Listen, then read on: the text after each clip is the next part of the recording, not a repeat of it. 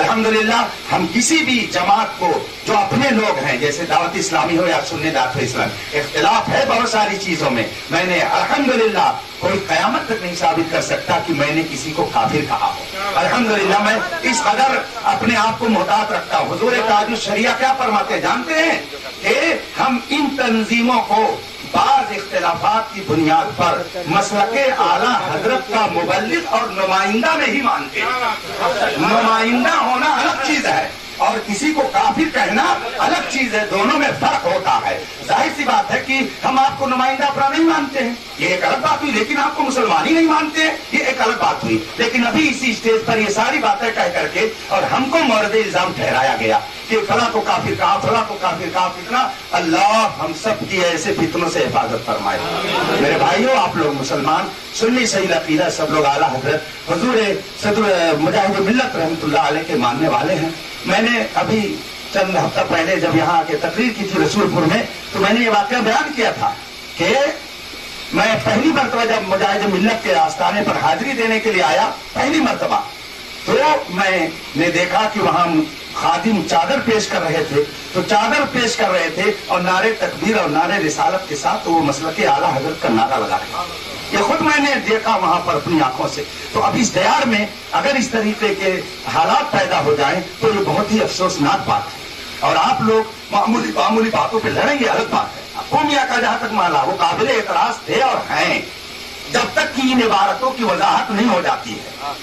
وہ ٹھیک ہے، انہوں نے ڈال دیا ہے اکابر علماء پر تاکہ آپ لوگ آپس میں نہ لڑیں، اور ظاہر سی بات ہے کہ ان کی طرف جو باتیں منسوب ہیں جب وہ قابل اعتراض ہیں تو اب ایسی صورت میں ان سے جڑے رہنے والے لوگ بھی اعتراض کے بھنور میں رہیں گے جب تک کہ ان کا تصفیہ نہ ہو جائے۔ دو باتیں میں نے ابھی آپ کے سامنے رکھ دی۔ ہم حنفی ہیں، ہم کیرلا نہ جانے کتنی مرتبہ گئے، سال میں کئی مرتبہ جاتے ہیں، اور وہاں شافعی لوگ جو ہیں، ہم لوگوں کا یہاں ایک مسئلہ ہے جیسے آپ لوگ بھی جانتے ہوں گے کہ بڑے حوض میں وضو کرنا چاہیے، مگر شافعی لوگوں کے یہاں مسئلہ یہ ہے کہ چھوٹے سے حوض میں بھی وضو کرے تو چلے گا، اور اسی میں وہ کلی بھی کرتے ہیں۔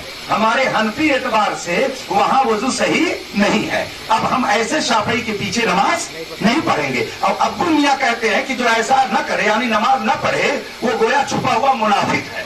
تو بتائیے کیا ہم لوگ چھپے ہوئے منافق ہیں؟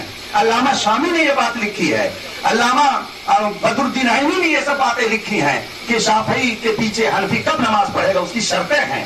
تو اب اس طریقے کی جو باتیں وہ قابل اعتراض ہیں، اس سے انکار نہیں کیا جا سکتا ہے۔ بھائیوں، ہم اور آپ سب لوگ جب مسلک اعلیٰ حضرت کے مطابق عمل کرنے والے ہیں تو اعلیٰ حضرت کی تحریر ہی کو ہم حرف عاقد سمجھ کر کے عقیدے کے سلسلے میں جو اعلیٰ حضرت فرمائے اسی پر عمل کریں۔ یہ نہیں کہ تزکیہ ہم نے کر دیا، ہم نے دیکھا کہ آپ لوگ کسی بھی وجہ سے حالات دوسری طرف لے جا رہے ہیں۔ اتنی ساری بحثیں ہوئی، کبھی آپ نے دیکھا کہ ہم بھی کھڑے ہو گئے ان سے مار کرنے کے لیے، وہ بھی کھڑے ہو گئے، لیکن آپ لوگ کھڑے ہو جا رہے ہیں، حالانکہ آپ کو نہیں ہونے چاہیے، آپ سب تو ہمارے ہیں۔ ایسا کیسے ہو سکتا ہے کہ ہم آپ کو الگ سمجھیں؟ کوئی سنی رہنما اپنی قوم کے لیے کبھی نہیں چاہتا کہ وہ اختلاف میں پڑے۔ اب اگر کوئی یہ کہے آپ میں سے کہ یہ مفتی صاحب آ کر کے اختلاف کر کے گئے، بتائیے یہ بات جھوٹی ہوگی کہ نہیں؟ ہم کو تو معلوم بھی نہیں تھا کہ آپ کا علاقہ کدھر ہے، ہم کو تو معلوم بھی نہیں تھا کہ کون مولانا عبدالستار صاحب ہے، کون حفیظ الرحمان صاحب ہے۔ آپ نے ہم کو بلایا، ہم آپ کے مہمان ہیں۔ اب آپ ہماری عزت کریں یا ہماری بے عزتی کریں گے آپ کے اختیار میں، میں کچھ نہیں بولوں گا، اس لیے کہ ایسے